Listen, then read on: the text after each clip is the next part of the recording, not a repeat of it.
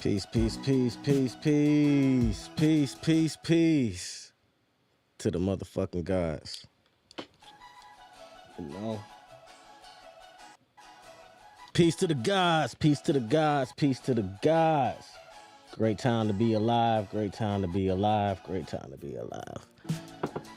Great time to be motherfucking alive. 2024, I swear to God, man, if it was one of the, hey, this is a whole nother conversation. It's a whole beautiful situation going on nowadays this year. Indeed, what you think about the X? Good. Hell yeah, man, a bunch of interesting stuff going on this year. Got me smiling about it. It's diabolical though. It's diabolical though. And what we gonna do is we gonna get into some real gangster heavy stuff today. I feel great about it. I feel great about it.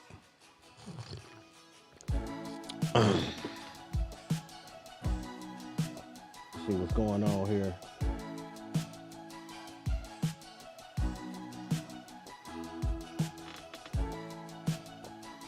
I'll figure out how this stuff works. But guess what, y'all? It's 2024. And there's a bunch of crazy stuff going on out here. Crazy stuff, X. And this hip-hop situation is getting pretty interesting. It's got a little bit quiet around a bunch of fronts. You heard R. Kelly coming out? Yeah, R. Kelly about to get out of jail. Yes, indeed. Yes, indeed. R. Kelly about to get out of jail. Well, based on whatever evidence or non-evidence they supposed to have, the law, statute of limitations, according to whatever law that they had put in, already basically say he was convicted or not convicted the first time around when they charged him, so they kind of can't really charge him again, and so he filing some type of petition to get out of jail. Yeah, so that's R&B, but R&B and hip-hop is like one and the same, the way they kind of do it nowadays. And at one point in time, if you had R. Kelly on your album, you was gonna make some hits. You know what I'm saying? That's a given. You're gonna make some hits with R. Kelly on your album. You know what I'm saying? Remember, R. Kelly and Jay-Z had a song called Not Guilty back in the day. And it appears they both probably guilty as hell, but I ain't the one to judge.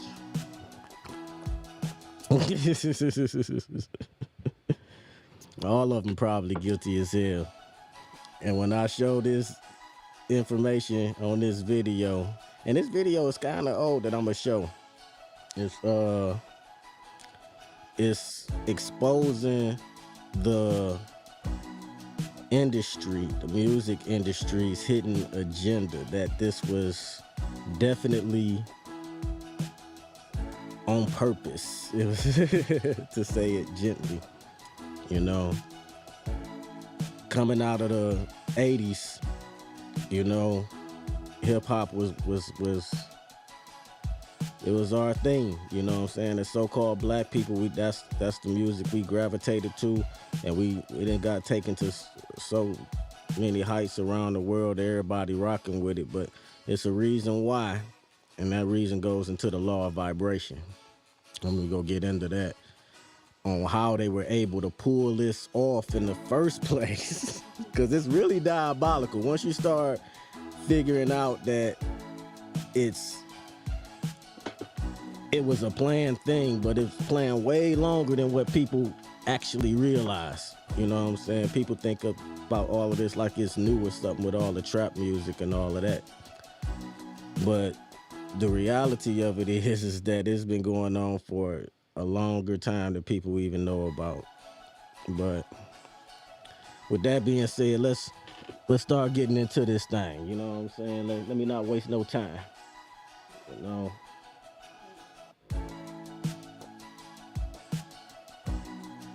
What you know about Krazie Bone? Y'all know nothing about Krazie Bone? Alright, well, Krazie Bone. Krazie Bone from a group called Bone Thugs and Harmony. Came out in the late 90s.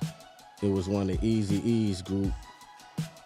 Eazy-E, West Coast gangster rapper, as they would say, but he was the head of Ruthless Records with Ice Cube and NWA and all them. You know Ice Cube.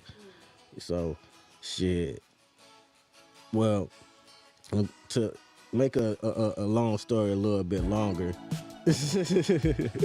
Bone is one of the phenomenal groups that ended up starting all of this stuff on how Lil Durk rapping, how Drake rapping, and everybody halfway singing and rapping in they goddamn songs. Bones was one of the original groups, if not the original group to do it. You know, you had a lot of people that rap fast like Twister and stuff, but they didn't sing. And I think Crucial Conflict might have been the second one out, if not the first. You could argue back and forth, but the whole fast rapping shit, yeah, that was Bone. Krazie Bone was probably, I don't know. All of them was cold in their own ways. I don't know, but Krazie Bone was one of the coldest in my opinion. But in this particular video with Krazie Bone, it's exposing the industry. And we go break this down along the way, because the interview with Krazie Bone this actually is really, really old. This ain't even nothing necessarily new. This ain't even necessarily nothing groundbreaking going on here in the actuality of like when it was put out here, you know. But most people don't know, because the internet is the internet. It goes by the next hot thing to the next hot thing. You know, what's trending now, you know, who going viral. So, and of course, the things that we know on how things is run, of course, something like this is not going to necessarily get put out there for the public to see. They're not knocking down people's doors giving them this information, you know. That's the bottom line to it. So when you run across this type of information, it's good to share it, give people a different perspective of what's really going on out here. So, with that being said, let's get right to it.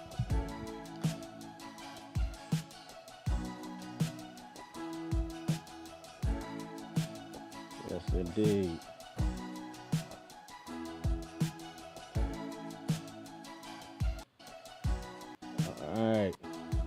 All right. This is Krazie Bone, right? The secret meeting that changed rap music and destroyed a generation. Damn. So it says, hello. After more than 20 years, I finally decided to tell the world what I witnessed in 1991, which I believe was one of the biggest turning points in popular music and ultimately American society.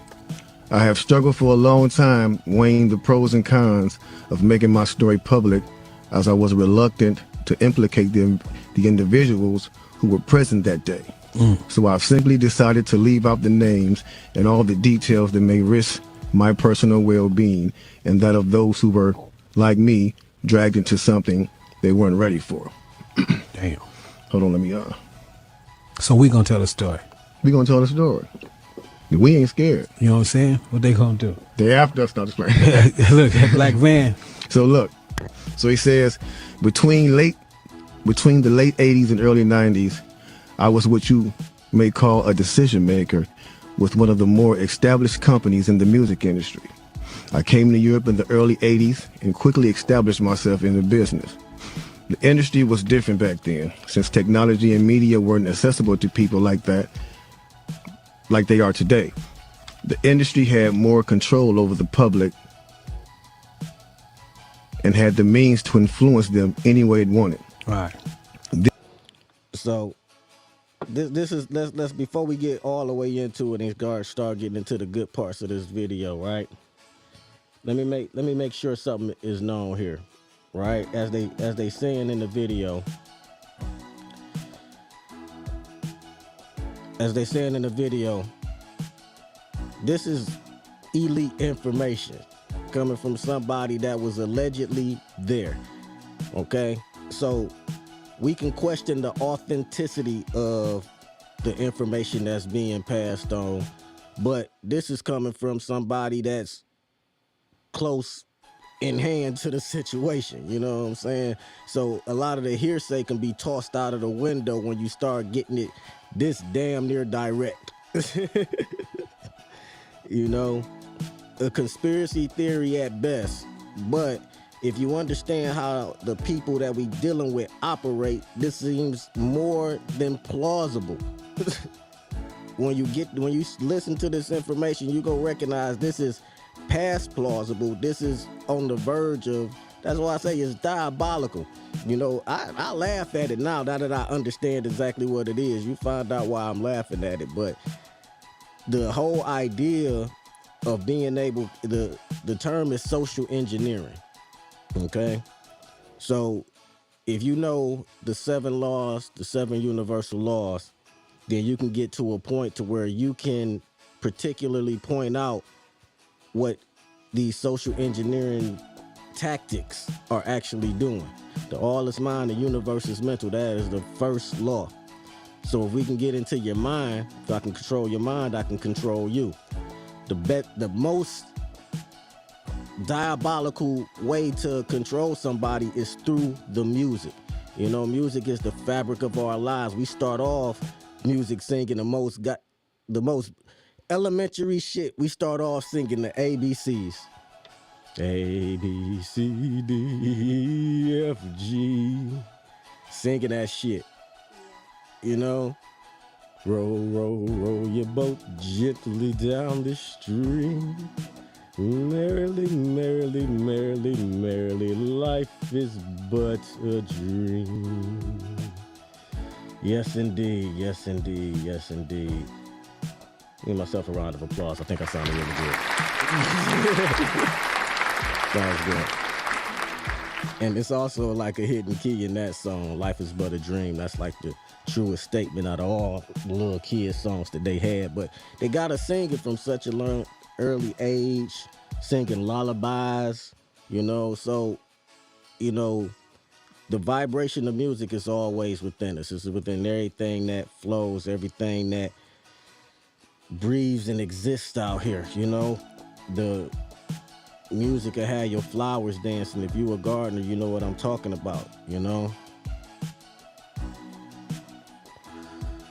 But let's get back to some cold, diabolical, schematic, underhanded.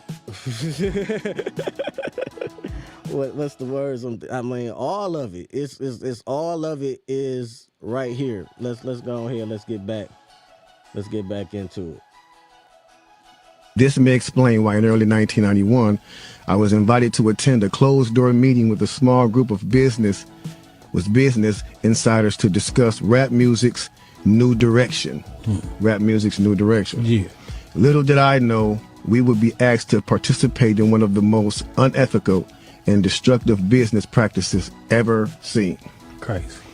So unethical. Out of all the descriptive terms that I use, I didn't say unethical, but that probably hits the nail right there on the boop, right there on top of the whole goddamn thing. Unethical is an understatement. When you listen to what the hell is going on here, it's like, you know, first of all, I'm a person that like money. You know what I'm saying? I like money just as much as the next man out here, right? You know what I'm saying? A lot of people do anything to get the money, but when you see what goes on to really get the money, oh man, it's a whole nother can of worms that you're opening up looking at the money aspect of it. But so this was the meeting. The meeting was held at a private residence on the outskirts of Los Angeles. I remember about 25 to 30 people were being there. Right. Most of them familiar faces. Speaking of those I knew, we joked about the theme of the meeting, as many of us did not care for rap and failed to see the purpose of being invited to a private meeting to discuss the future of hip hop. Talk to him. Among the attendees was a small group of unfamiliar faces who stayed to themselves and made no attempt to socialize beyond their circle. Based on their behavior and formal appearances, they didn't seem to be from our industry. Our casual chatter was interrupted when we were asked to sign a confidentiality agreement preventing us from publicly discussing the information presented during the meeting. Now that's important. That's really, really important right here, you know. Because first of all, NDAs, non-disclosure agreements, you know what that is, right? You know what I'm saying? That's the thing that's probably keeping P. Diddy out of jail right now. Them old non-disclosure agreements cost that man $30 million up in the upfront lawsuit. Then to come find out after all that innocentness he talking about, come to find out it's allegedly true. You know what I'm saying? Then, you know, it's a theory going around that Puff Daddy has videotapes of everybody in the industry. And that's the reason why ain't nobody in the industry coming forward to say anything. That the most atrocious acts and what everybody is doing is actually all caught on tape. And the reason why they never ran up in his house before, allegedly, is because he on the Fed's payroll. And he's been on the Fed's payroll as a federal informant since the early 1990s, which goes right along with the timeline of when they're having this meeting going on right here. Exactly. Everybody was coming up and coming along. Like NWA was already a group already established, and that's where, notice they said they had the meeting in LA, which is the home of gangster rap. At one point, the New York side of the game was running rap, and you can ask anybody from New York, they'll still say that they the mecca of rap. They're still, you know, and rap is all over the world at this point, but when they took the power of rap from out of New York and put it in the hands of LA, and LA is the home of Hollywood, it's the home of actors, it's the home of all of that. And the agenda is already set forward with the proper landscape to be able to advertise it in that way. You know, it's one thing to do it in New York, but New York ain't Hollywood. You know what I'm saying? You can blow up in New York and make it in New York, and that's one thing. But Hollywood turn people into movie stars. You know, so it's a whole different ball game when you start talking about the secrets that all of these people probably got hidden behind all of these non-disclosure agreements and all of these different type of contracts of what people can and cannot do in these particular industries, you know, and they'll shut down the entire game if they got to, which is where you see it's going now. They don't even want to pay nobody for going.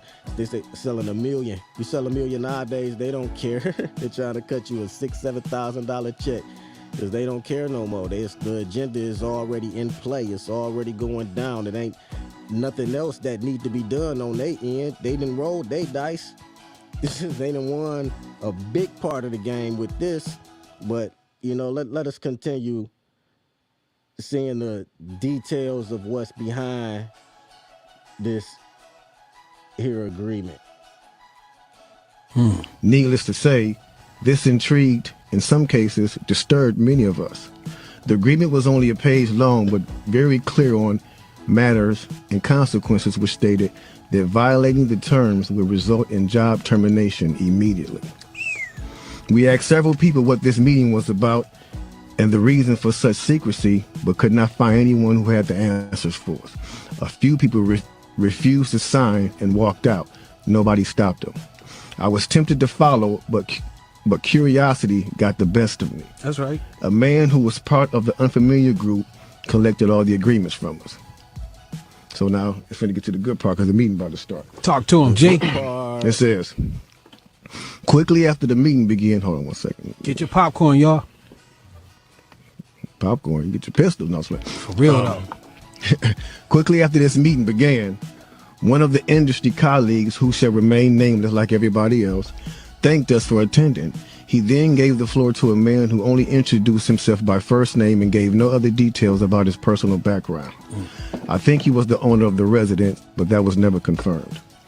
He briefly praised all of us for the success we had achieved in our industries and congratulated us for being selected as part of this small group of decision makers. At this point, I began to feel slightly uncomfortable in the strangeness of this gathering. The subject quickly changed as the speaker went on to tell us that the respective companies we represented had invested in a very profitable industry, which could become even more rewarding with our active involvement. Damn. He explained that the companies we worked for had invested millions into the building of privately owned prisons, and that our positions of influence in the music industry would actually impact the profitability of these investments. So let's get right to it. Oh, don't wait a minute. What did they just say right there? Diabolical. This is truly the definition of diabolical, right? This is one of those situations to where when you understand how people's minds operates, right? And they're saying that we got another business on top of this business, and we're going to use this business to fund this business. That's really the conversation of the meeting.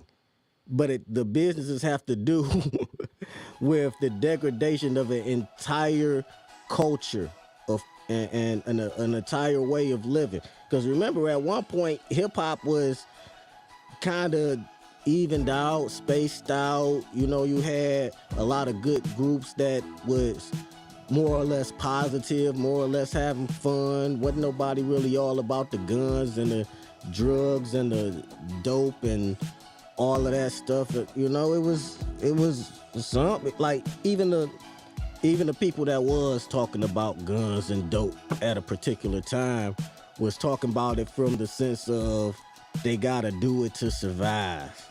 They gotta do it to, you know, feed their family. It hurts to have to do this. You know, it was a different understanding of how they rapped about it, you know, and it became from that to rapping about selling dope to get rich. And even though it was a lot of people that got rich, you know,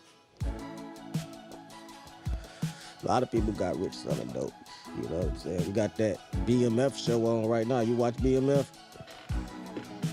Oh, man. I'll tell you what. It's probably not as good as the real life BMF or what was really going on the Southwest side. Shout out to Southwest Detroit. Peace to the guys over there.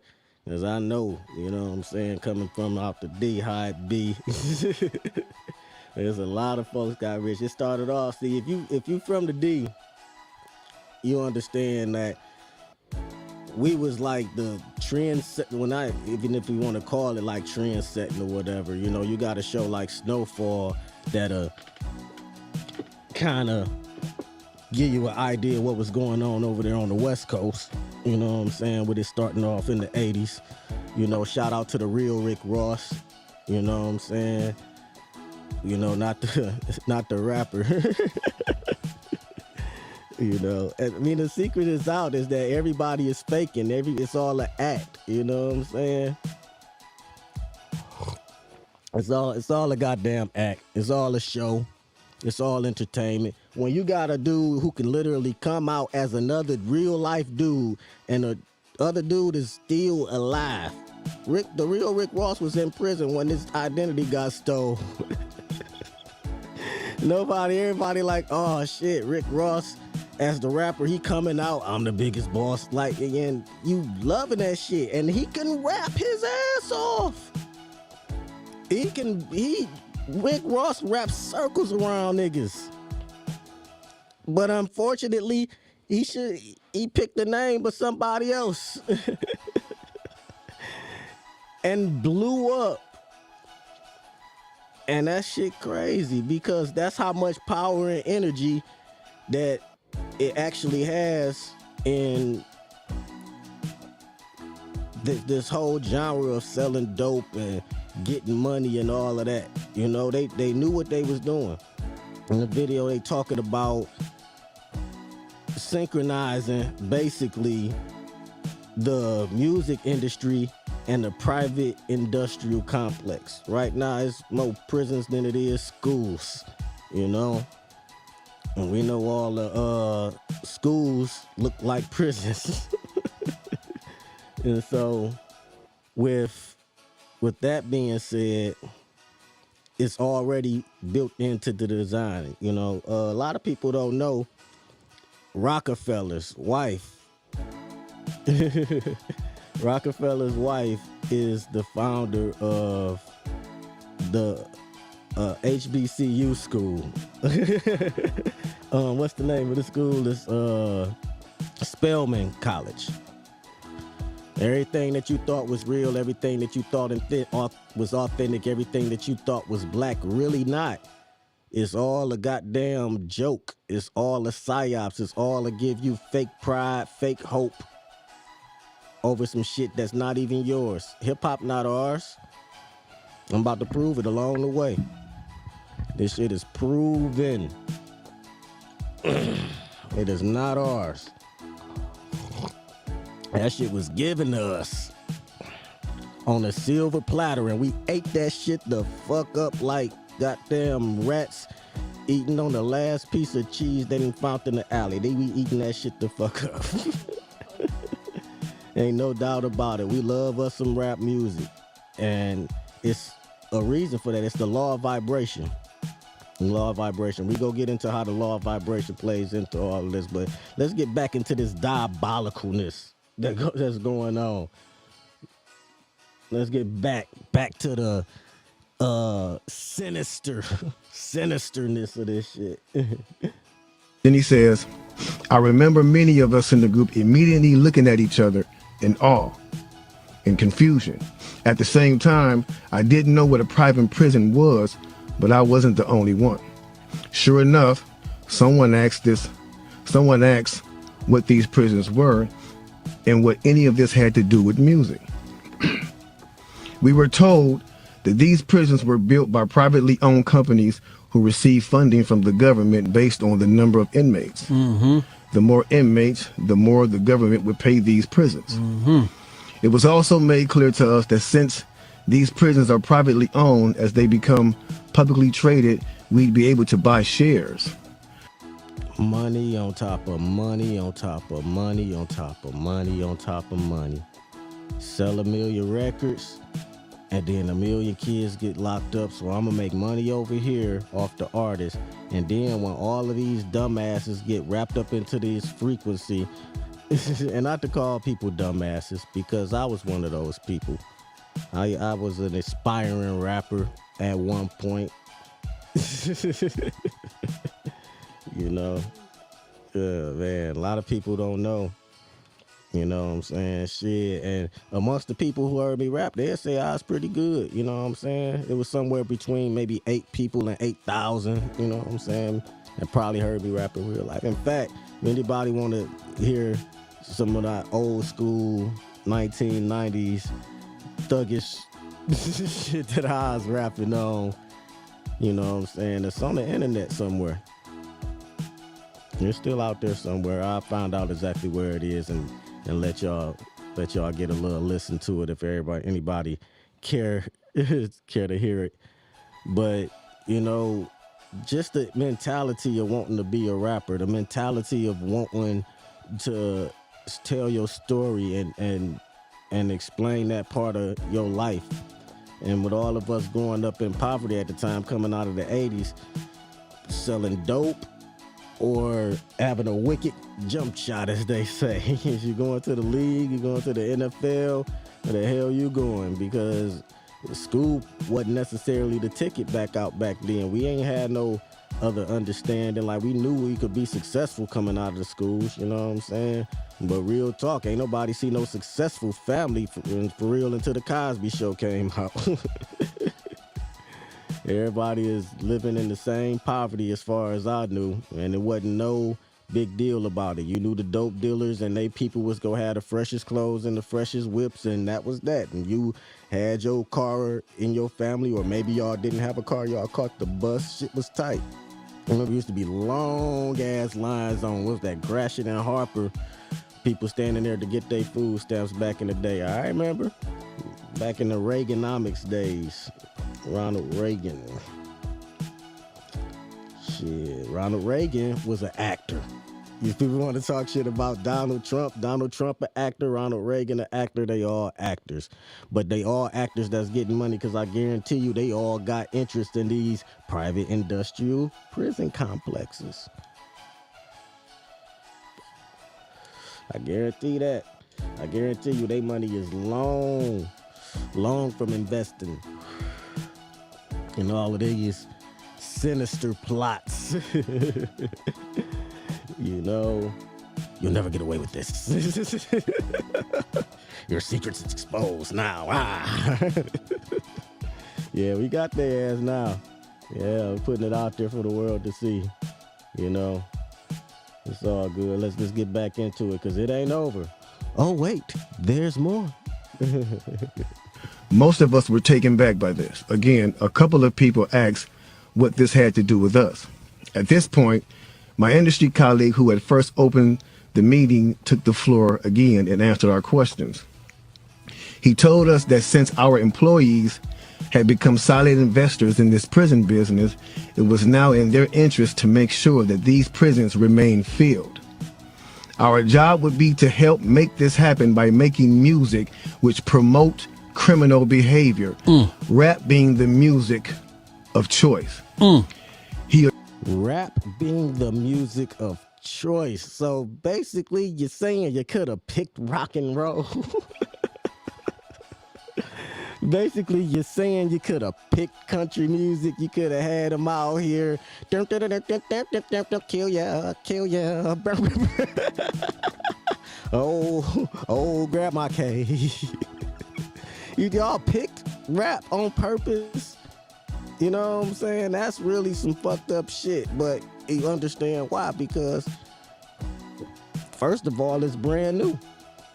The idea of people rapping came from also the concept of when they started taking the musical instruments and all of that out of the schools. And we was beating on the tables in order to make beats, and you know, so beatboxing and all of that becomes a part of hip-hop, a part of the culture, because in order to be able to make music, we had no other way. We had no other resources, you know, and this is before the 80s. This is going back to the 60s, 70s, you know, all along then when they integrated the schools with good old Martin Luther King Jr. People love them some Martin Luther King Jr., but in his death, before he passed away, he said, and a lot of people don't know this, he said, "I'm afraid I'm integrating my people into a burning house."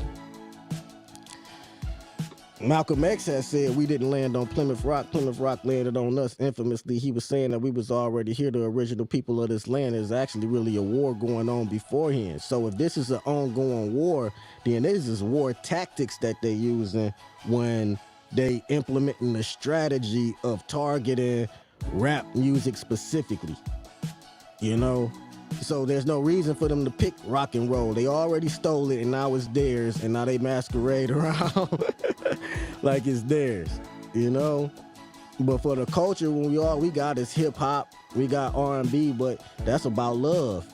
You know what I'm saying? I got to get back into my R&B stuff. I got to get back into some old, you know, Michael Jackson. You know what I'm saying? Get back into, you know, the old 80s Teddy Pendergrasses and, you know what I'm saying, all of them. You know what I'm saying? Back when the music was good, it was about love. But back in the early 90s, it was like you cut on the radio right now and it ain't nothing but rap. It's 90% rap. You cut on the top 8 at 8 or the top 9 at 9 or whatever the hell you listening to particularly, it's going to be all rap. All rap.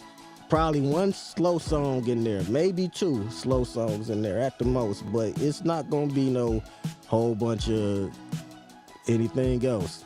And that shows you how much it took over, because the top 8 at 8 back in the day, it was mixed up, all different forms of hip hop. You know, some happy music, let me play a slow jam or some super slow song, and a singing group. You know, you have a girl group, a guy group, you know. Nowadays, you coming out as an individual and you rapping. And that's it. And if you can rap and sing at the same time within your shit, then I guess you the shit now. I guess you the shit now if you can do both. But at the end of the day, it's a whole industry that was targeted, that was originally we thinking that it's ours, you know. But let's continue. He assured us that this would be a great situation for us because rap music was becoming an increasingly profitable market for our companies, and as employees, we'd also be able to buy stocks in these prisons. Immediately, silence came over the room. You could have heard a pin drop. I remember looking around to make sure I wasn't dreaming and saw half of the people with dropped jaws. My daze was interrupted when someone shouted, "Is this a fucking joke?" At this point, things became chaotic. Right. Two of the men who were part of the unfamiliar group grabbed the man who shouted and attempted to remove him from the house. A few of us, myself included, tried to intervene. One of them pulled out a gun, and we all backed off. They separated us from the crowd, and all four of us was escorted outside.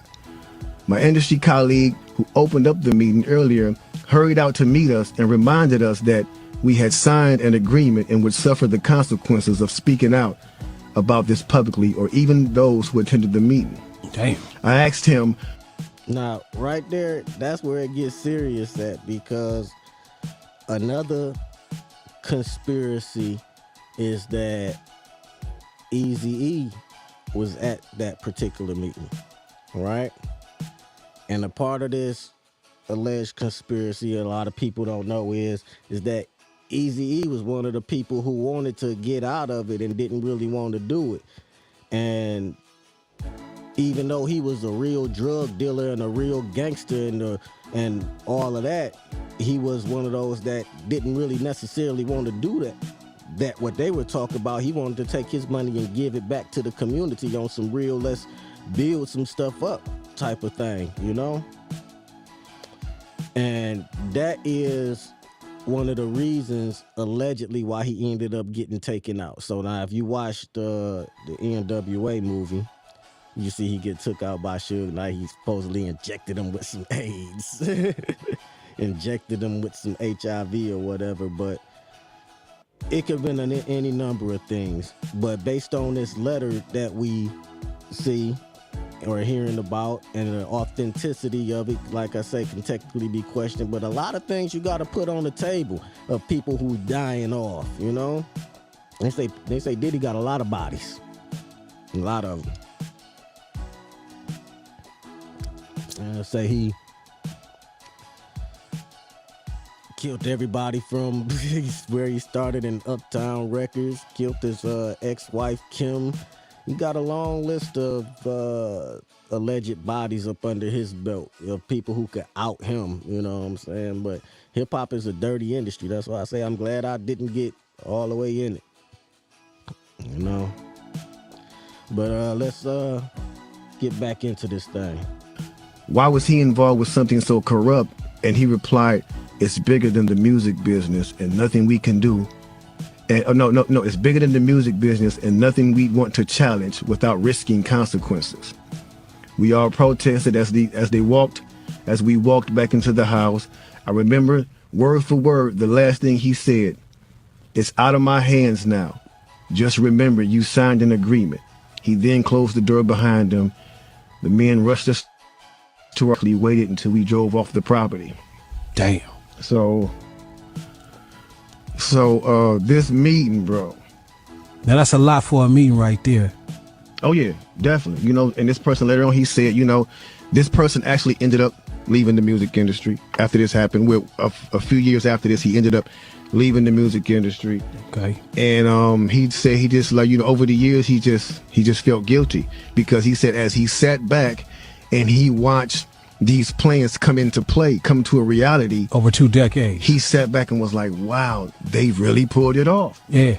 They really pulled this off. He was like, they were told not to sign any more political rappers, any more rappers that had messages in their No music. positivity. It was all to be gangster rap music that they promoted and put out. So Nah, that right there, man, that is such an amazing plan, an amazing scheme to actually pull off. Like you say, I can't believe they pulled it off. That's some hell of a shit to pull off. Have a private meeting, get all your investors involved, reshape how an industry is presented to make money on one end and money on the other end. Unethical is an understatement. You know, I think of words like diabolical. Yeah, I think so too. Diabolical. Diabolical ain't necessarily a bad thing. It's just like the concept of how do you think that way to come up with such a grand scheme, a grand plot, a grand idea, you know, and even if it's at the mercy, you know, or the, you know, the anguish, the suffering of others, it's like, shit, this plan is so goddamn lucrative, I'ma still go through with it. Yeah, millions of people are gonna suffer, but I'ma be rich, rich, rich. I'm rich, bitch. Yeah, that's the mentality. That's who you up against. Young people, that's what y'all up against, what y'all don't know about. Everybody that want to get into music, everybody that want to get into these industries, it's a little bit different now because the playing field then opened up a little bit more.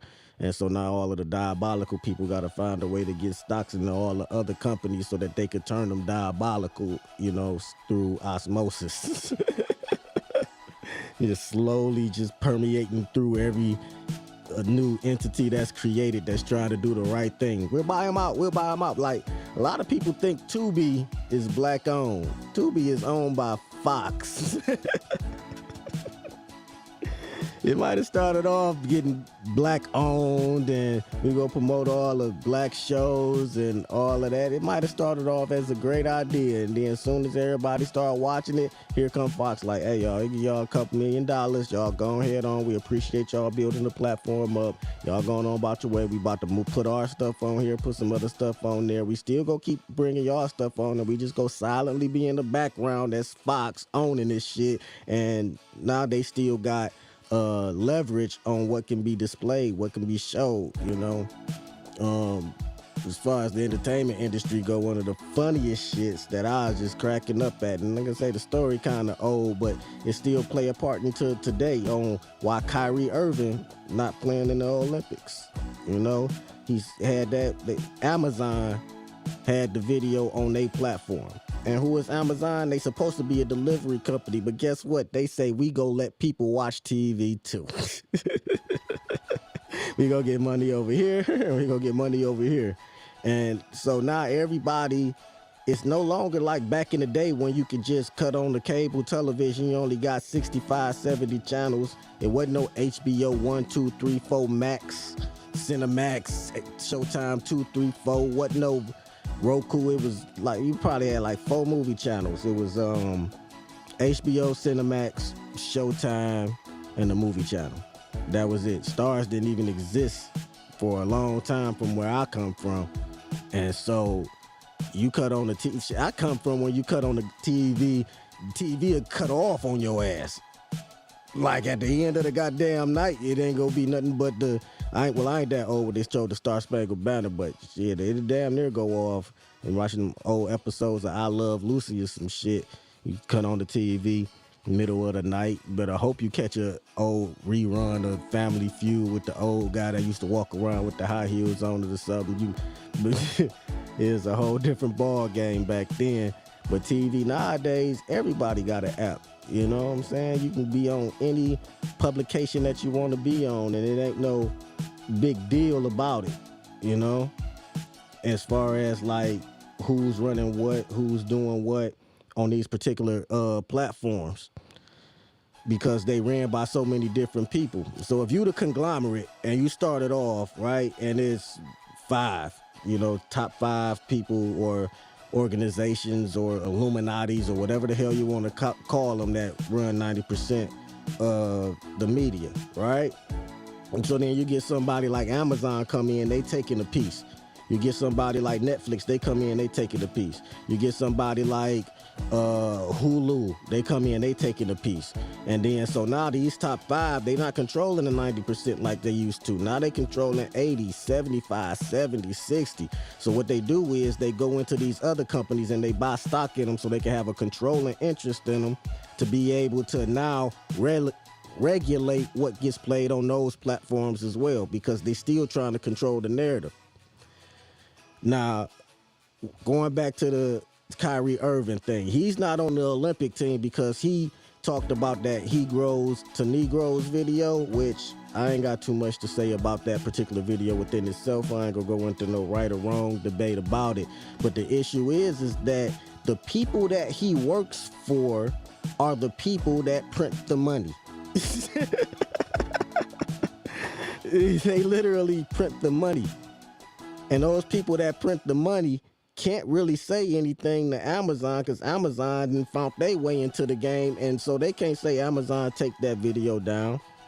But what they will do is tell Kyrie, we'll stop your money and we'll stop anything else that you want to do going forward that's going to make you great in the eyes of the public, because we want to make you look as low as possible. And we definitely not going to put you on the stage of the Olympics. You still on punishment from that stunt you pulled in the eyes of how they look at it. But going back to it, they can't, but Amazon is its own entity, it's its own network. So everything is starting to spread out. And in order for the powers that be, or whatever you want to call it, to keep control, they have to continue to buy into these other companies. And that's what this video end up representing. That's what this end up being all about, Because at the end of the day, we got to get to a point out here where we start to understand the diabolicalness of what's going on out here, right? I said I was going to get into some law of vibration stuff. And so I'm about to break down how music vibrates, right? So once they got this in play, once they got this whole system in play, you see the results of it. You see the results of it right now, trap music, everything that's going on. But if you rewind back a little bit further, or rewind back into, let's say, like the 1960s, 1970s, it was a guy by the name of James Brown. And James Brown had a song called I'm Black and I'm Proud. Don't say it loud. I'm Black and I'm Proud. And that's an anthem, right? And what does that do? It convinces everybody to go up under a specific term of what we are now on the opposite polarity of what we consider black and white. Just that simple. Now, they've been calling themselves white allegedly for over since like the 1600s or whatever, but that's a whole nother conversation about all of that and how they ended up creating race in order to create a division amongst the people on the bottom, and you can say whatever you want about either side. For example, people that get mad at so-called white people, and I can say so-called white people now because they got nationalities, or where they from or whoever they from. We all know this is a whole created thing. But you look at them, they're no different. They just got a benefit of the system. And that benefit of the system is what we would call white privilege, right? But white privilege is nothing more than a system that's designed to keep everybody on the bottom fighting. It's just that simple. You know, if I'm on top, and the best way to stay on top is to keep everybody from looking up. That's it. Don't look up at the top. Look, here goes some crumbs y'all could fight for at the bottom. And I'm going to give an advantage to one side. So it's going to always be tension, because the side that got a little bit more is going to always want to keep that little bit more. And the side that got a little bit less is always going to try to fight to get more from the other group that got a little bit more. But at the end of the day, there ain't nobody looking up. Nobody looking at the one on top. And the one on top got the big piece of bread and just steady just dropping them crumbs down. And that's the point of understanding abundance, understanding these vibrations, because this music can have you in a whole different vibration than what you really understand. And going back to the James Brown thing, once everybody start calling themselves black, now all of a sudden they have an advantage that they can create, because they can make everything just as simple as black and white. And they can make everything as simple as, we're going to do this for the blacks, or we're going to do this for the whites, and now you have dissension. It becomes just that simple. But when you don't know who you are as a people, at the end of the day, you're going to fall into the trick, and the trick is through the music. So they already knew the power of what they were doing before they even pulled this off in the early 90s, because they already did it. That's the science behind it. They already did it with James Brown and the I'm Black and I'm Proud. You know what I'm saying? And it goes even back further than that. You know, remember Michael Jackson, right? One of the reasons why MJ, the real GOAT, right? And it's some conspiracy theories surrounding about Michael Jackson that, you know what I'm saying? One of them is whatever year that he got caught in the at that Pepsi commercial and his hair caught on fire, right? You remember that? Yeah. So they say allegedly he didn't survive that, and the Michael Jackson that came out after that, which was always a different Michael Jackson, lighter and lighter and lighter, was some industry plant that they use, right? Believe it or not, I don't know. I don't believe that one. I don't believe that one, but you know, you can hear a bunch of conspiracies if you dig deep enough. But one of the other things that they said about Michael Jackson was that he recorded his music in 432 hertz. That was the frequency of the music, right? So nowadays, well, not nowadays, since the Roman times, they have changed our frequency to 440 hertz, which is an unnatural frequency, right? So when you're listening to music now, you're hearing it in an unnatural way. One of the reasons why people used to pass out and fall out at Michael Jackson concerts is because he was using 432 hertz. That's why he's considered one of the most beloved musicians ever. He was one of the last ones to be able to pull it off. And you see the results of it, you know?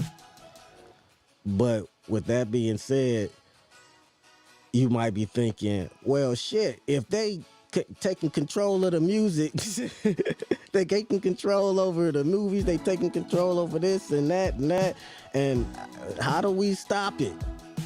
You know? And the answer is simple. You don't. You can't stop it. It's an unstoppable force. It's an unstoppable machine. And y'all might be looking at me like, oh, what do? We just give up? We give up hope? That don't sound right. No, you don't. For those that want to keep on fighting that fight or whatever, then, you know, that's what you do. But as an individual, when you understand the law of vibration, then you understand that you can hear that music, listen to that music, and still not let it necessarily affect you in the design that they intended for it to affect you. That's it. And that's why you see some people wrapped up in the spell and others not. That's why you see some of these chicks right now, they listen to Sexy Red and them, you know, or whoever. But one of the things about it is that as they listen to the music, they want to become that. You know, they want to embody the imagery. They want to embody the vibration of what it appears that celebrity that they put in place on your TV to be able to look at. And they want to become those things. And that's why it was so important for them to pull off this phenomenal. It's fucking phenomenal. It's incredible that they pulled it off. Allegedly. You know, if the information, the source is true. It's kind of like the Willie Lynch letter. You know what I'm saying? You ever heard of the Willie Lynch letter?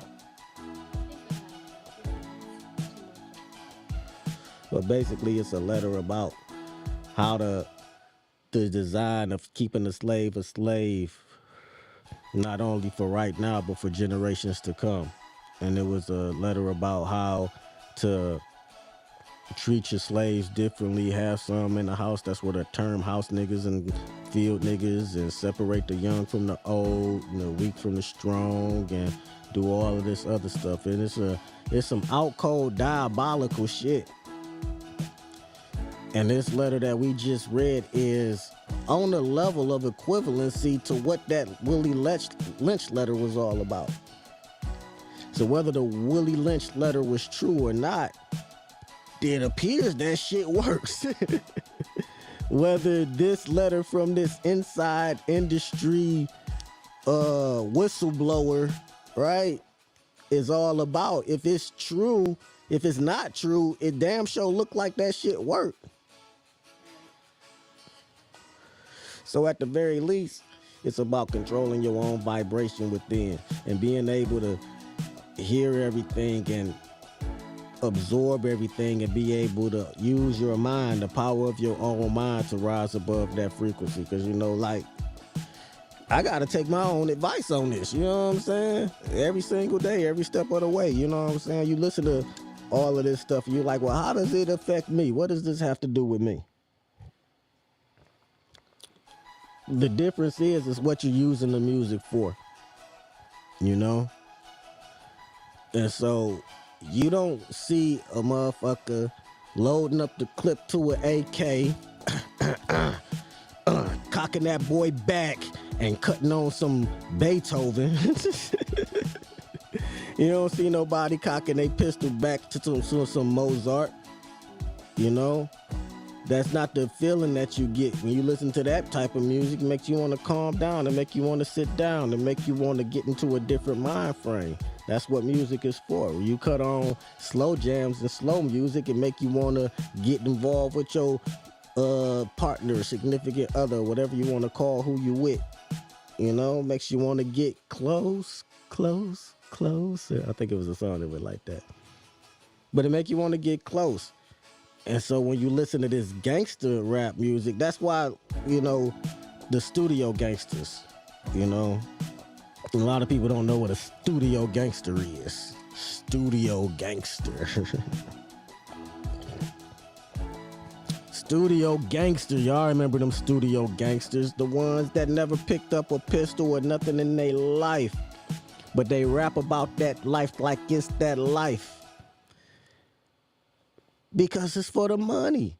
Why not? Man, shit, I was technically a studio gangster too. I wasn't killing shit. I wasn't killing a goddamn thing. But the difference is now is that it's trap music. And now it's like, we gonna prove it and show you that we doing everything that we talking about. And then we go rap about it after we done did this shit. Now that's a whole different understanding. And then sell 1 million records about some shit you really did. Now that's a whole different, that's a whole different vibration right there. And so you gotta understand that when these people is listening to these musics and they putting this out, the masses that are sleep end up letting that vibration take control of them, you know? And the ones that are awake can use it temporarily and let it go. And they don't have to continue to be involved in it, you know? It's kind of like that Cat Williams joke when he was like, every day I'm hustling. And you're talking about you listening to that, flipping the burgers at McDonald's because that's your shit, you know what I'm saying? But that's what the music is to be used for in the general sense, to uplift you, You know, any music should be some uplifting music for your own self, but it's not. It's not like that, and it's not gonna be like that for a very, very, very long time. Probably not in our lifetime that we sitting here right now, because the people that's controlling it already changed its frequency to 440 hertz. You know, and they did that back in the ancient Roman times. So we're talking 2,000 years ago that they already had put a standard that they were changing the vibrational frequency of how music is going to be played. So even if it was going to get changed back, well, we got to wait another 1,000 years. And even if they changed it back tomorrow, people's psychology and their own personal vibration is already so low. It's not like you can change the shit to 432 hertz and the whole world is going to be happy, joyous, singing hands and fucking kumbaya together. That's not the solution. It's a part of things to help balance, but that's not the only solution, you know. But at the end of the day, as I said, raise your own personal vibration up is the key, is the solution. Say positive things to yourself, you know. Keep your head up, as Tupac would say. Yeah. Yes, indeed. Because you got to be on a different type of level out here. You got to be on a different type of level mentally, vibrationally, to be able to really deal with the nuances. Is that a word? Did I say it right? I don't know. The different the different intricacies that this life is going to bring to you, the different challenges, the different obstacles, the whole different. Every single day you wake up, it may be something new. It seems like every single day seem like something might be fucked up. I said at the very beginning, it's a great fucking time to be alive, and I stand on it. I stand on that shit, because if you look around and you see the landscape of what's going on in the world, wars going on the precipice of World War III, financial collapse, you know, a lot of stuff. The No Diddy controversy, dilemma, you know, and everything else in between. It's gonna have you entertained. I say everybody get back, get your popcorn, enjoy the goddamn show. Enjoy the motherfucking show. Cause ain't nothing else to do but that. If you know like I know and you understand the things that I understand, that would be the reason why you don't get engaged or involved into all of these different groups and these different sections and these Republicans and Democrats and hip-hop music and all of that, because the creation, first of all, getting back to hip-hop, the creation of hip-hop ain't got nothing to do with the culture no more. The so-called culture has been a long time ago violated. It was violated back when the Romans changed the pitch. It was violated when they made it a standard, I think in the 1932, something like that, and they made it a standard. They been knew what they were doing, you know. When they raided the Library of Alexandria back in the day, what knowledge do you think they got out of there? You thought they just went in there and burned books? No, they went in there and they extracted the knowledge of this reality, decoded it, reverse engineered it, and these are the results. Just that plain and simple. These are the results of an ongoing war against basically humanity itself. You know, because, all right, sit back, think about it for a second. What's the natural predator for a human?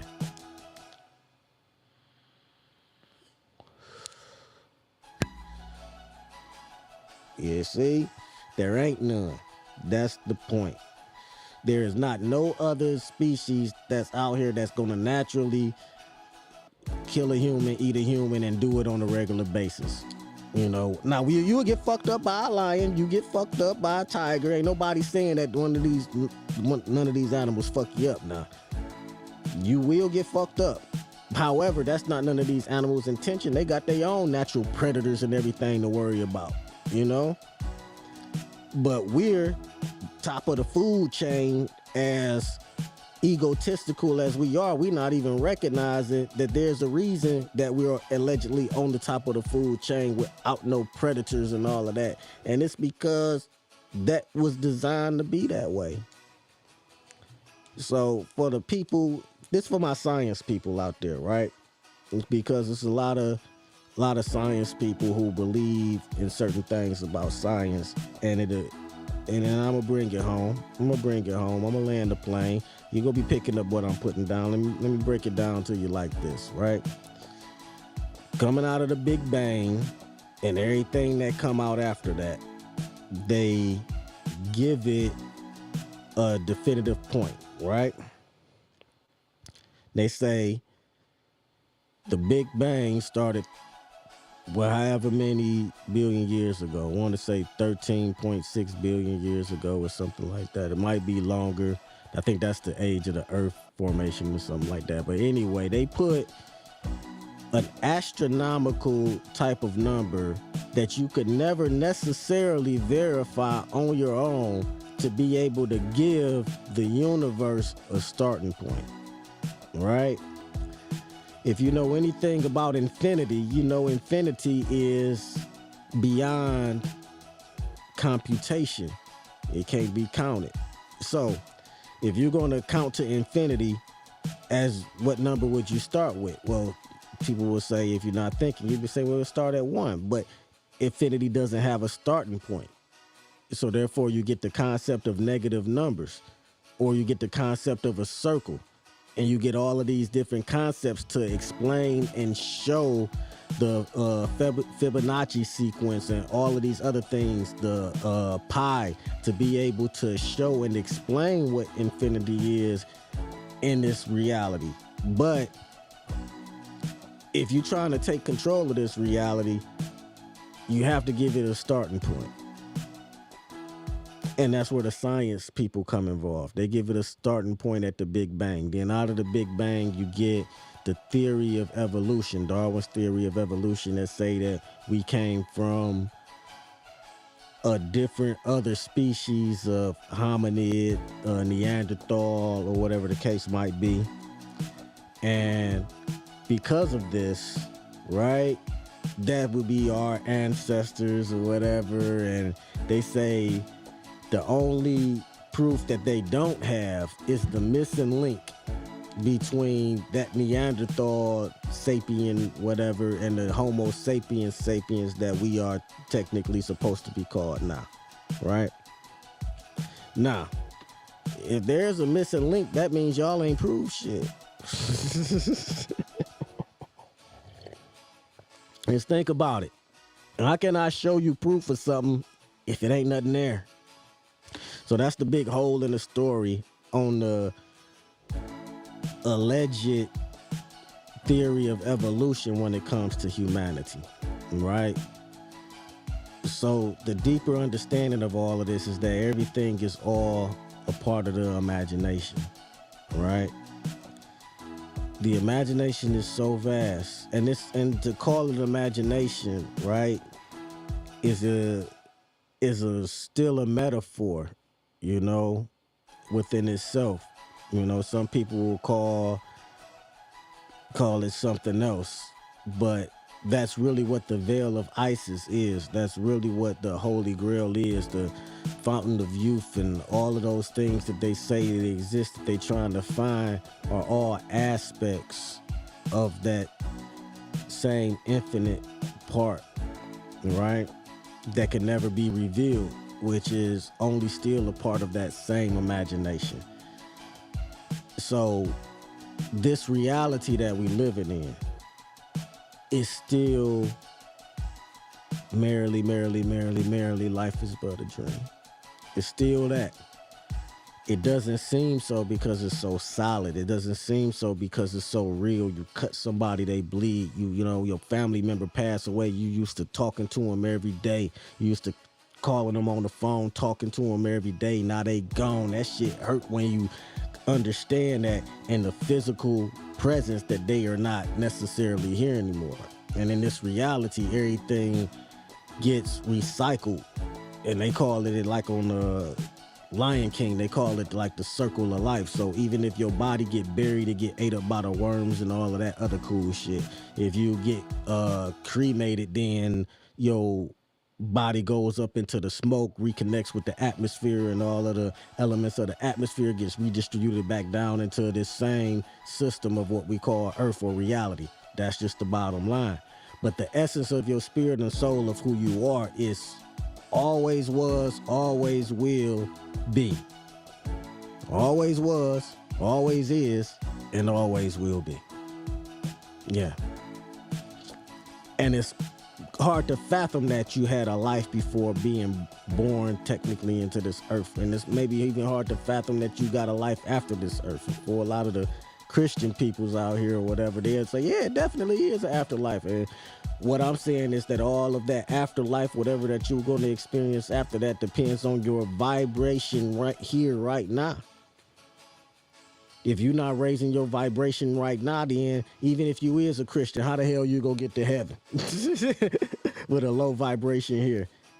You know, pro tip to raise your vibration, learn to forgive.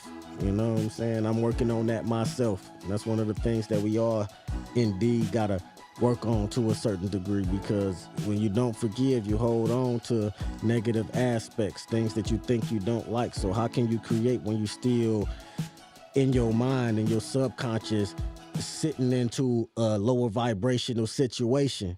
You got to be able to mentally vibrate higher and raise yourself up. You know, that's the way to keep control over this whole thing. So all of the chemtrails that they spray and all of the other shit that they do out here in this world that they think go affect us, it don't affect nobody. If you're on the level. You're on a high enough level, is not going to. Here's the thing. If they've been trying to eradicate a particular race or species off this planet, they doing a very damn poor job of it. There's still more black people or so-called black people on this world than anything else. So if they've been trying to kill us off, like, god damn, y'all been trying to kill us off for all of these thousands and thousands of years, and y'all still ain't even put a dent in the shit? Did you even pinch the bitch? They're fucking unbreakable, man. There is no history of humanity because humanity begins and ends in the same imagination that never ends. So when you wake up in your dream and you already in your dream, you just already there. You might have had a birth in that dream and everything. You not really never, you just in your dream, you doing whatever that dream dictates. And if you in your dream getting chased by a goddamn monster, then that's what the hell is going on at that time. And you go wake up sweating bullets on your own chest, on your own forehead, all around, hyperventilating and shit. Why? Because that dream that you had was just as real if a monster was chasing you right now. But ain't no monsters in this reality. But if I can convince you it's one, I could still have your ass in that same cold ass sweat. Ain't no big deal. And that's the psychology of it. That's the understanding of it. The vibrational frequency that you have in your mental is what carries on from realm to realm to realm, from reality to reality, from dream state to awake state, from before birth to after birth to the present right now. And it's a whole different type of game when you start to understand that. Whole different ball game.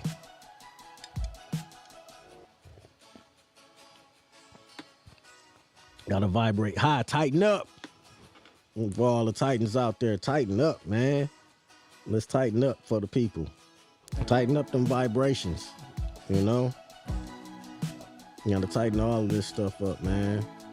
From top to bottom, beginning to end of yourself, you know? And so the mind is all, the universe is mental, the law of vibration, you know? Gotta be locked in. You gotta be on a high level. You know, all of this information that's out here in this world to help better yourself, and everybody sitting around not doing the goddamn thing but the same old shit that they did yesterday.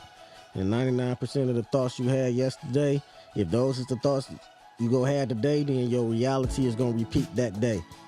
And y'all wondering why you keep on living the same life over and over and over, going through the same mistakes, going through the same trials and tribulations, and not really figuring it out. It's because the generation of this reality begins with how you think and what you know that who you are to be. This is for the Titans. Tighten up, y'all. Come on. Where the Titans at out there? You know what I'm saying? Tighten up. It's one of those things that if you don't know thyself, you go get in a situation out here to where you will be fooled. These vibrational frequencies will slowly intrude on your body, you know, and next thing you know, you're operating without even understanding how you're operating. You know what an NPC is? Yeah, NPC. For those people out there that's not gamers, for those people out there who ain't picked up a goddamn joystick since Super Mario Brothers, for those people understand a non-playable character, NPC, right? So let's just say you playing something like Grand Theft Auto and you go in to go rob the bank at Grand Theft Auto. The bank teller in Grand Theft Auto is what we would call an NPC. They have a certain set of commands, a certain set of characteristics, a certain programming that they're going to do every single time. So when you come in there with the gun, flash the gun, they're going to put their hands up, and it's going to be, you're going to rob them, you're going to get the hell out of there. And you as the player, you get to do whatever the hell you want to do throughout the game, get guns and all of that. But the bank teller behind the counter, he can't jump from behind the counter and then come get your gun and then take over the shit. No, it's not a part of his programming. But they just made a movie where they actually pulled that off to show you the process of waking up in the Matrix, that even the NPCs wake up in this Matrix if they're allowed to be. The name of that movie is called Free Guy. You ever seen it? Yeah, Free Guy. I forget who in it. They got the little fat black comedian in it. You know what I'm saying? That Corey Holcomb was clowning him. I forget his name.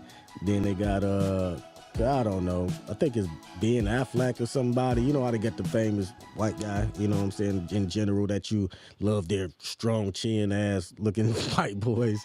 And in the movie, that's exactly what happens. You know, the programmer programmed this NPC to actually wake up inside of the video game, and he jumped over the counter, and it's a whole thing. You gotta watch the movie, because the movie basically explains to how programming works throughout how a human actually works within themselves. And if you sleep and you just going through your programming, you won't even understand the superpowers that you could actually have, and that you could actually level up out here, you know? And that it's a whole nother reality on the outside of what you're being constructed in to think in your mind, that these are limitations. Because there is no limitations. There are no boundaries. There are no obstacles. There are no challenges. The greatest enemy is yourself, and how you think about yourself and how you feel about yourself. And that's the main part of waking up. Because everything else in this world don't matter. It's just a show. It's just you walking around looking at all the craziness of an imagination that you are in of, a part of, and are of, the existence of, the omega of, the alpha of, the everything of, is that's all within you, and you in here to watch the whole shit firsthand. Well, at least that's what I'm here to do. I can't tell y'all what y'all do. Some of y'all in here to still say Black Lives Matter. Some people still in here to, you know, do certain things in this world, you know? Some people, for example, let me break something down, like the difference between what people call a god, what people call a titan, right? And I'm gonna start off with a word that a lot of people might have heard before: a humanitarian, right? So you got a humanitarian. Who does a humanitarian take care of? They take care of the humans, right? Well, in a technical sense, that don't even make sense. Because if you go to a veterinarian, you go to the vet, it's a human that's taking care of the dog. Another dog not taking care of another dog, and they're not calling it the same thing, you know? So it's, in order to take care of something, you have to be above it. So a humanitarian, technically, you can't be a humanitarian unless you have a God mindset. Boom. Because the gods take care of the humans. Because the humans are the ones that don't know that they are the gods. It's really one of those things. People are like, well, where does a Titan come from? How is that? Well, the Titans understand that God is also just a title. And that a Titan is also just a title. And that all of these things are just titles for acts and roles that you end up playing out here in this particular reality to be able to balance it, bring balance to this polarity of this debauchery of what we call a reality where kids get shot by police, you know, this reality where whole countries get blown up and thousands of people die, this reality where, you know, they take the music and intentionally poison it with lower vibrations and lower vibrational thoughts and beats and patterns. They like the 808 beat, right? The 808 beat within itself is one of the lowest vibrations. I ended up finding it out, and they like, yeah, that's why they love it. But it's part of music now. It's a part of the game. You got to vibrate higher. It's a self thing. If you don't know thyself, you will not make it up out this bitch. So, well, you will make it up out of here, but where are you gonna go? Where you gonna go? See, if you don't know where you're going right now in this reality, how you gonna know where you're going afterwards? When people say understand where you came from, and when they start to say understand the ancestors and all of this, a lot of those is just code words for know thyself, because everything and all things are within you.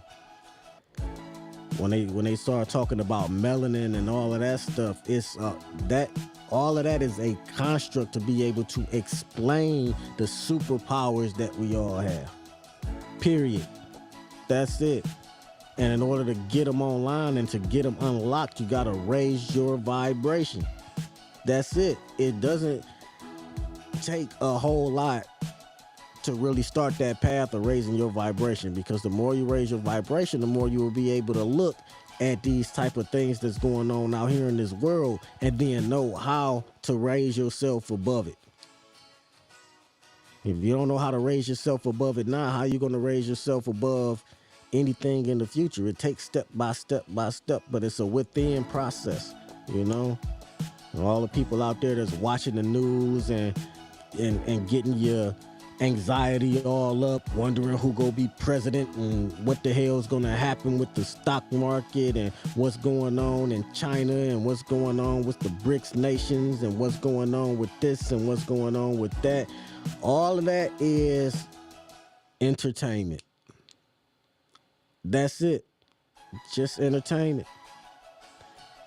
Depending on where you at mentally, how you vibrating, is going to determine how much those outside forces affect you. And of course, a lot of this shit is sad. Of course, a lot of this shit is unfortunate, and we will wish that it wouldn't happen and all of that. And I do got compassion for the shit that's going on out here in this world. And the reality is, I wouldn't want anybody to have to suffer through that. But I also understand that a part of the suffering is really a mental construct of how this place was designed to be. It was a part. See, a lot of people, they watched that Cat Williams video and it just sparked a big ass beef about which comedian stole who shit and whatnot, you know. But at the end of the day, most people ain't watch it all the way through. They just watched it for the controversy. They just watched it to get the tea and the juice and be able to do all of that.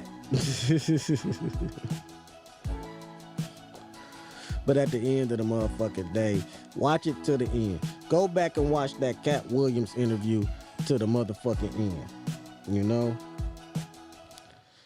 You watch that video to the end, and I'm telling you what you will see is he's going to say that it's a free for all. It's a motherfucking free for all, and at the end of the motherfucking day, ain't nobody in charge no more. Ain't nobody in charge of this thing no more, y'all. It's one of those get it how you live situations. It's one of those last one to the steps is a rotten egg.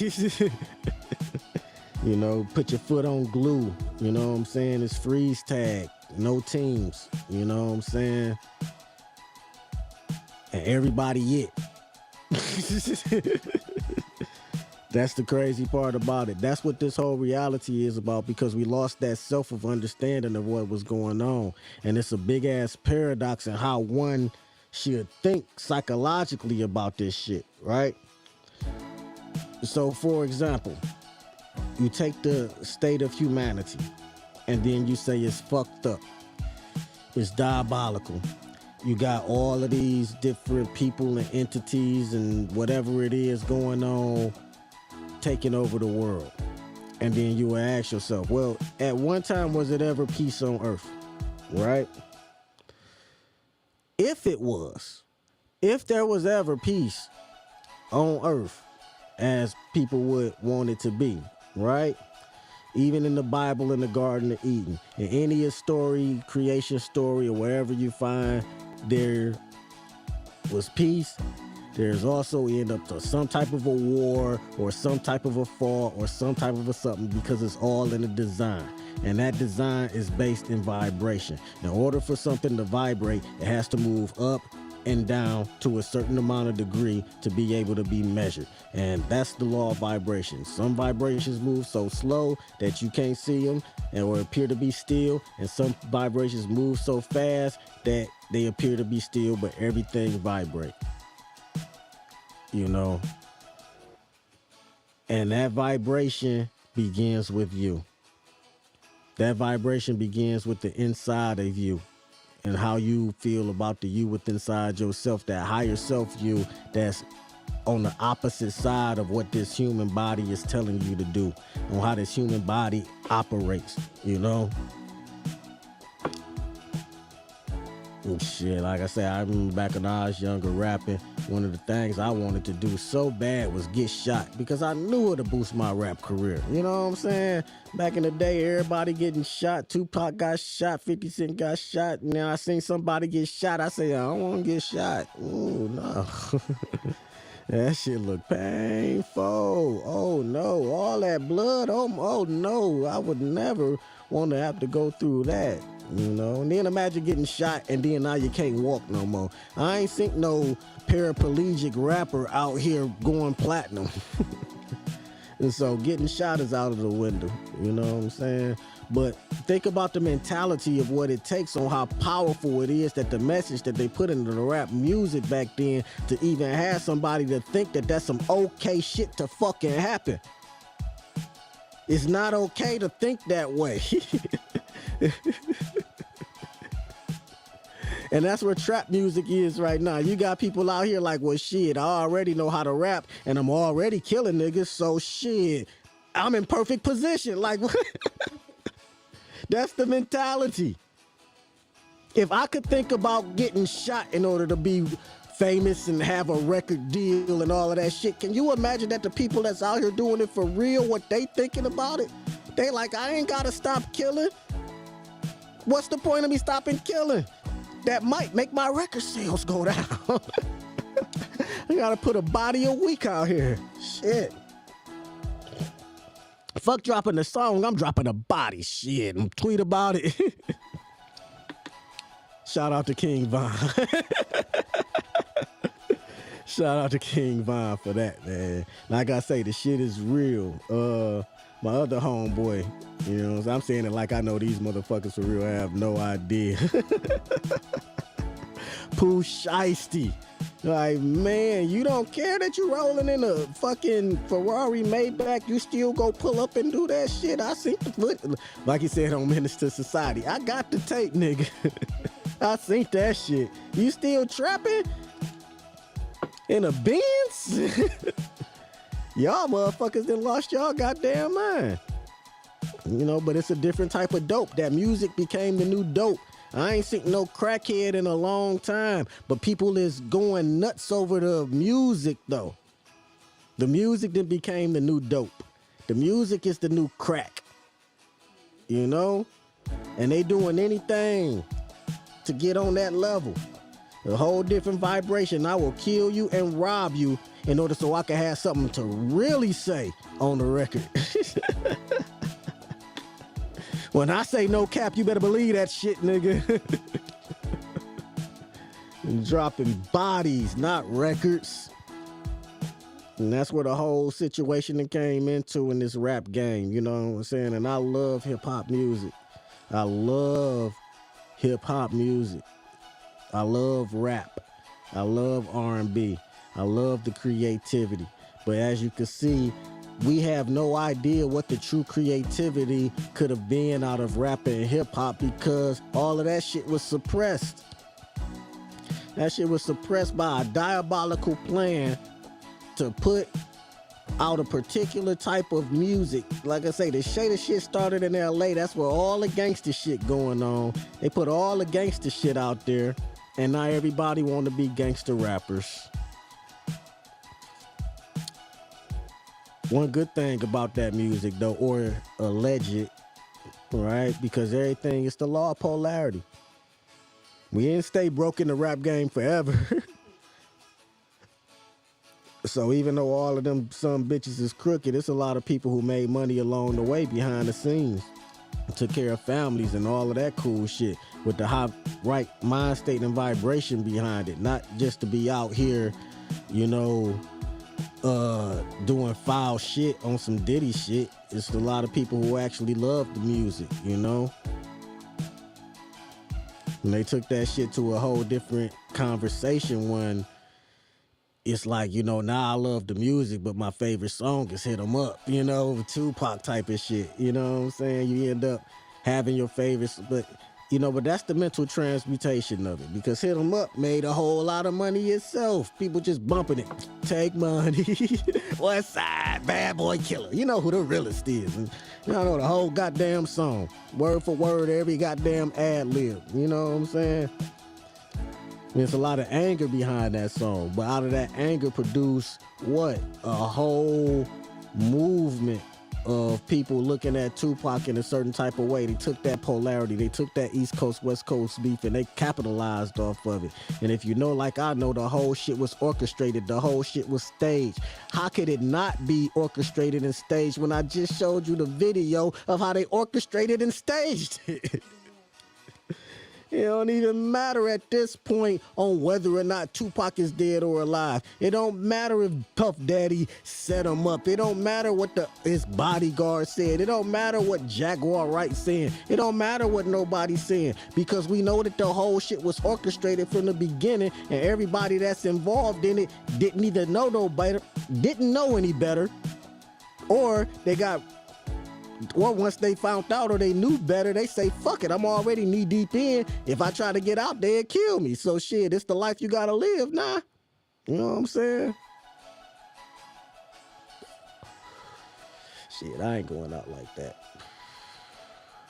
I'm glad I didn't go out like that. You know, that'd have been some fucked up shit. Either be the first paraplegic rapper. We used to argue back in the day, like, who would you rather get signed to? Death Row Records or Bad Boy Records? And back then, it was damn near overwhelming. Everybody wanted to be with Puffy shit, Bad Boy shit, because we seen how heinous Suge Knight was. We heard stories about him hanging Vanilla Ice or whoever out the motherfucking building like Big Red did, old boy on what's the name of that movie? I got nothing but love. The 5 Heartbeats. I got nothing but love for you, baby. You gotta hit that deep one on that one. For all those who know about that 5 Heartbeat shit, I've got nothing but love for you, baby. Got nothing but love. How's that shit? Where was I at? Shit. I called it a nothing but love shit. But yeah, the motherfucking 5 heartbeats. Nothing but love. But what was I saying? I don't even know. I was going. Huh? Oh yeah, Suge Knight hanging the motherfucker over the over the balcony like Big Red. And so we heard all of that shit, and we was on a whole different understanding of, I understand I might not come out the best financially going to Bad Boy.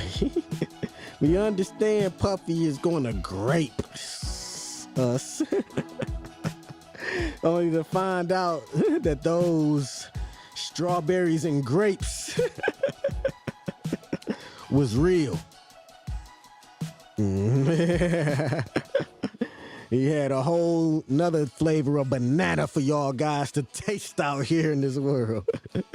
Puff Daddy, come to find out, was on something strange for a piece of change.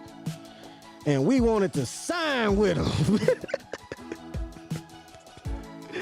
We wanted to be a part of Bad Boy Records. And it ain't even Puffy fault. Puffy is a beneficiary of a system that was set up for him to be the middleman of the whole shit. Just that simple. And of course, they could have probably had anybody do it. But you could check the temperature of people, you know what I'm saying? Like, it's some killers out here. You don't know that they killers, but you have a conversation with them and you will find out that they are killers. You know what I'm saying? And a lot of it comes from desperation, you know? And what I mean by that is the same mentality that I had to have me wanting to get shot. That same desperation of being the starving artist would literally have you out here wanting to do some other shit in order to make it. Now at that time, I didn't know that it might have been some funny shit in the game. But now that I know now, I'm like, oh no, I'd have never made it then. If that's what it would have took to make it, I would have never made it. I'd have probably came close and I wouldn't have made it. You know what I'm saying? If that's the case, you know, regardless of how great you think you are, if you gotta sign an NDA and if you gotta do something in order to be able to advance that's not in the character and in the integrity of who you are, that's what they consider selling your soul. But I got great news for all of y'all that have done something. You really didn't sell your soul. Your soul cannot be sold. It's impossible. Just the same way that we are infinite beings, it's not a price you can put on the soul. It's infinite. You can't outprice somebody for the price of their soul. Even if what happens is it becomes the attachment to how you feel emotionally about whatever it is, the act that you did. So if you can detach yourself from the emotion of that, what becomes that soul tie and what becomes that selling your soul aspect is the vibration of that feeling that you're going to hold on to for the shit that you did. So the embarrassment, you don't want nobody to find out about this shit. You know, that's something that they hold over your head. Or the guilt if you had to take out a family member in order to get to where you at. You know, these are the type of things that technically as a occultist, if you understand when it's not a such thing as right and wrong out here, then you really don't have to feel no type of way. But the thing about it is you done signed all of these non-disclosure agreements and you then went ahead and got your mama killed or your uncle killed or your papa killed or your brother killed, or you then laid in the casket naked and masturbated under a camera for them. I heard that they do that to get into Skulls and Bones. Yeah, Skulls and Bones. That's old George Bush's little hidden society. But with that being said, whatever it is that you done did, they hold that against you, and then that's the power that they have over you because you're holding on to that vibration of not wanting to get caught, of not wanting to be outed. And as long as they got that against you, they have control over you, and that's the whole selling your soul aspect. But the whole as you did not sell your soul, okay? All right, so for all of y'all who think Puff Daddy and Jay-Z and All of them sold they soul is impossible. There's no way you can sell your soul. They just out here doing some fucked up human shit, masquerading themselves out as gods and reaping the benefits of a mentality that they holding on to, you know, because people be like, well, karma go get them. Ain't nothing coming back to get nobody if you understand what karma is. The all is mind, the universe is mental. So if you don't understand the concept of karma existing, if you're living in a reality where there is nothing to come back to get you, if you're living in a reality where there is no consequences for your actions, then there will not be any in that type of regard. That's why these people this free-for-all that's around this world right now is able to run autonomous like this, unchecked like this, with no regulation. Because who's going to stop anybody if they don't feel bad about it? That's the key to really balancing out the world, is the people in charge got to have compassion. And whoever in so-called charge, they don't have the compassion. Eventually, maybe 1,000 years from now, as the world shifts and we have a couple of more wars and out of war comes peace, then maybe eventually people will scratch their head and say, well, maybe we should change the vibrational frequency of music to 432 hertz. Maybe we should stop putting poison in the food. Maybe we should stop. And then all of that shit takes time, you know? So I'm not here to save the world. I'm here to just inform the world that I don't give a fuck. I'm watching. I'm the #1 observer, you know what I'm saying? And I'm reporting this shit, but not like Fox 2 News, not reporting like that. I'm not no fucking Hewlett Perkins. I'm not no fucking Mort Krim. This ain't motherfucking goddamn CNN. You know what I'm saying? That half that news, 90% of that news just is fake, because it's all the same story. How can any of it be technically real? It's all made up. You gotta follow the storyline. You eat your popcorn and you watch this shit. And as you watch this shit, you put the force field up on particular vibrations that you don't want to embody. And then you make a choice to embody the vibrations that you want to embody. That's it. And you use your own imagination to create the reality that you want, you know? And so the ideas that you may have in your own mind, the ideas that you think about, the things that you say that you desire, the things that you say you want out in this world, it all starts with the mind first. And as it starts with inside the mind, you create that vision, and you use that vision to start setting forth the steps in the reality to be able to bring that vision forth. That's it. That's it. Just start by saying, this is where I want to be in my mind. And then you put all the love energy behind it. You put that peace energy behind it. You put that understanding of, I know I can, I am, my will, and all of that is so strong, so powerful that it can manifest anything out here in this reality. You got to know that within yourself.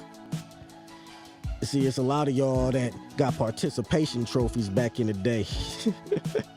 You don't know how to grind hard to get that championship. Everybody win the championship nowadays. They got trophies for every goddamn thing. When I was coming up, you had to earn that shit. You earned that shit the hard way by going through the best of the best of the best to pull out the best of the best from in your goddamn self. You know? It's one of the degrees and aspects of being successful out here, you know?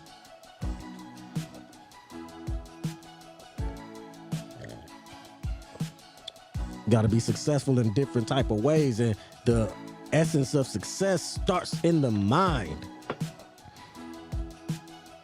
Everything starts in the mind first. The all is mind, the universe is mental. You would never be successful if you cannot see yourself in that vision of success, that vision of prosperity, that vision of abundance. These are all vibrations. They got it set up to where you think that these is just cool ass words to say. And then next thing you know, you start saying other words that you think is cool, but those words end up fucking you up more than you can even imagine. To all y'all people out here talking about, I'm irritated, this frustrating me. You know, shit frustrate me and ain't shit irritate me because guess what? Life is easy. You make life easy by not including those type of words into your vocabulary. You make life easy by saying, you know what? That shit funny. And you laugh at that shit. And that's how you laugh at this world. It's a goddamn show. You know? But it's all good. It's all good. It's all good in the neighborhood. I don't know, man. I feel great. Greatest time to be fucking alive. If you agree that it's the greatest time to be alive, put a tighten up in the chat. When you're watching out here live, go ahead, put a tighten up in the chat. Let's tighten up, man. We got to tighten up our frequencies. We got to tighten up our vibrations. We got to tighten up every single last aspect, every single last cell, every single last atom, every single last electron and neutron and proton that builds this so-called human body to be what it is. And you got to reprogram it from the outside in using your motherfucking mind. And that's where it starts. The all is mind, the universe is mental. You don't let these vibrational frequencies of what we know that they putting out here on purpose. It's been disclosed, allegedly. And if you don't believe in the law of vibration, if you don't believe in frequency, if you don't believe in, but it's not a belief for me, it's things that I know. And when you know and understand it, you can start really unlocking a lot of these things about this life, you know? And this is a path that many people will not go follow. And I suggest that if you not equipped mentally to follow this path, then stay the fuck off of it. Flat out. Because your path is your path. And my path is my path. And you just learn something from things about my path, but I tell you what, it's a single journey. It's an individual thing. You got to individually raise your own vibration. People talk about like it takes a village to raise a child. Get the fuck out of here. You know what it takes to raise a child? A high vibrational parent, period. Or whoever. So, what you got to do at the end of the day is keep your vibration high. Keep your vibration as high as possible, you know? You can't run around here in this world with low vibrations, expecting things to change, expecting things to just organically somehow just out the clear blue sky turn into something that you never imagined it to be in the first place. You have to imagine yourself to be where you want to be. And that's the beginning of raising your vibration. You put that love energy behind it, you put that peace energy behind it, that understanding behind it, and you keep going strong. You know what?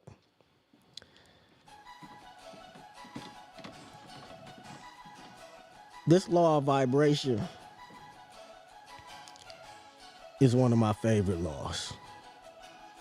It is. Law of polarity, law of vibration. When you start understanding how these laws intersect and interact with each other, you understand that there's always going to be an opposite polarity. So in order to stay in vibration, you know, in order for something to vibrate, it must go up and it must go down. So that up and down motion, that vibration, how often or how fast it goes up and down, and that frequency of how high and low it goes up and down. And there's a polarity on each end of that up and that down.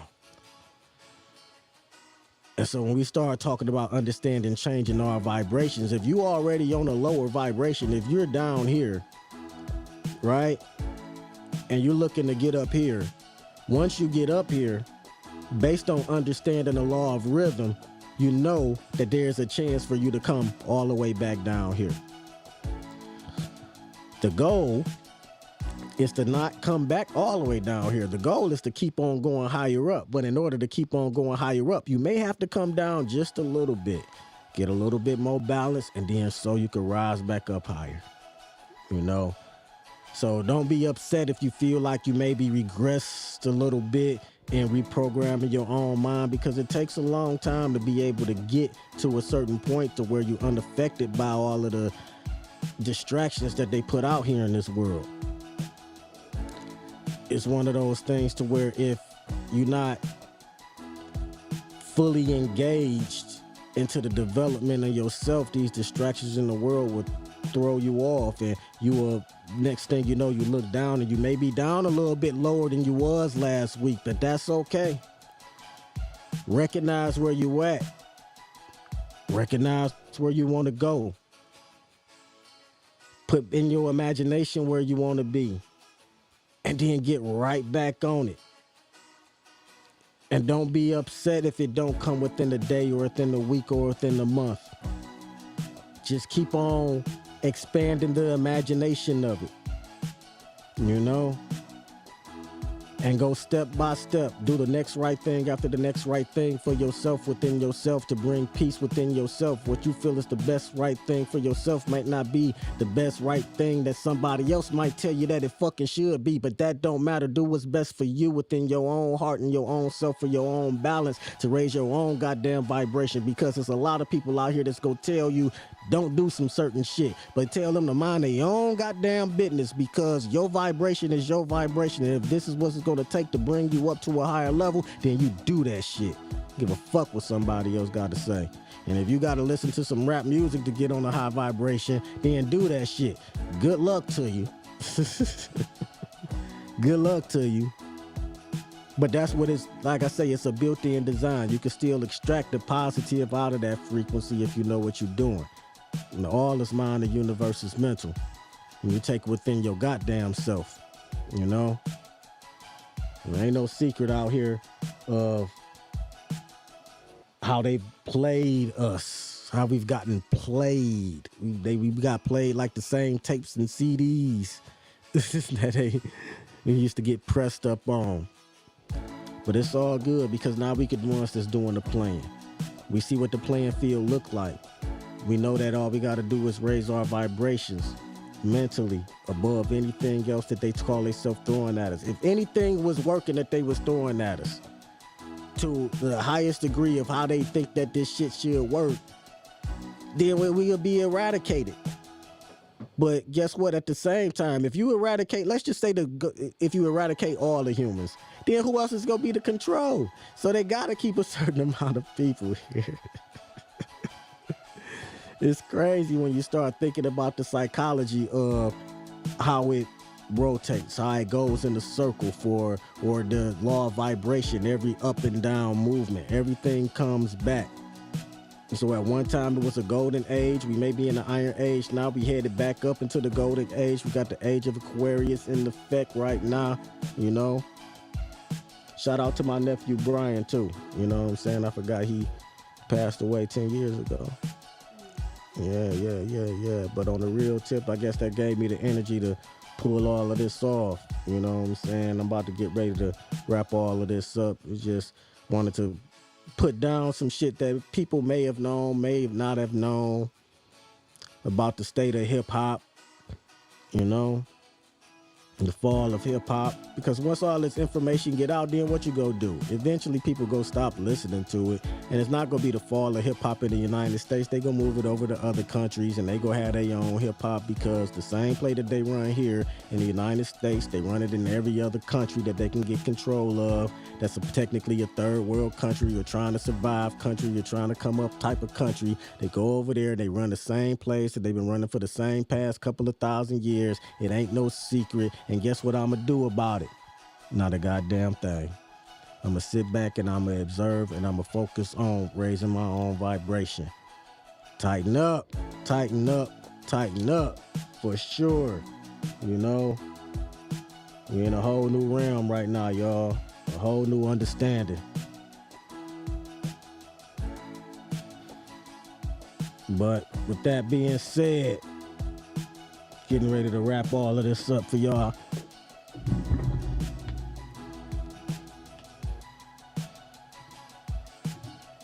Because I got a little bit of company. What's up, Chief? What you doing with this, and what you doing up so late? You on the live? You vibrating on the high level? You gonna say tighten up, tighten up, tighten up, tighten up to the people. Chief? We talking real cool, You gonna say anything?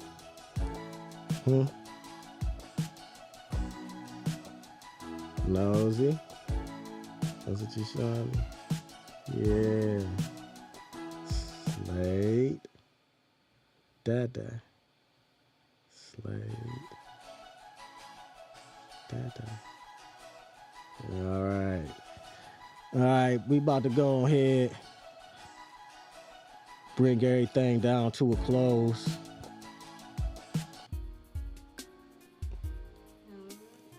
I'm glad everybody who stayed up with me tonight enjoyed the presentation, enjoyed the show.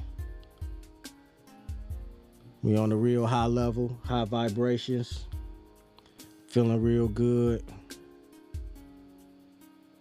feeling great. One of those situations to where, hey, you gotta put yourself in the right position. What you think you're doing, Chief? Gotta put yourself in the right positions to be successful out here, and it starts in the mind. Starts in the mind.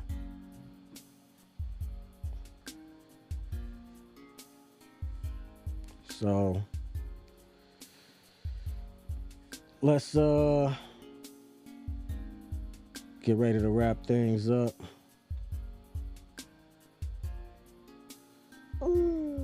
Yeah, I know you had something to say, Chief. I know you had something to say. So, peace, hair grease, all that other cool stuff to the people out there that stayed up with me tonight. Tighten up all the Titans. Until the next time, peace.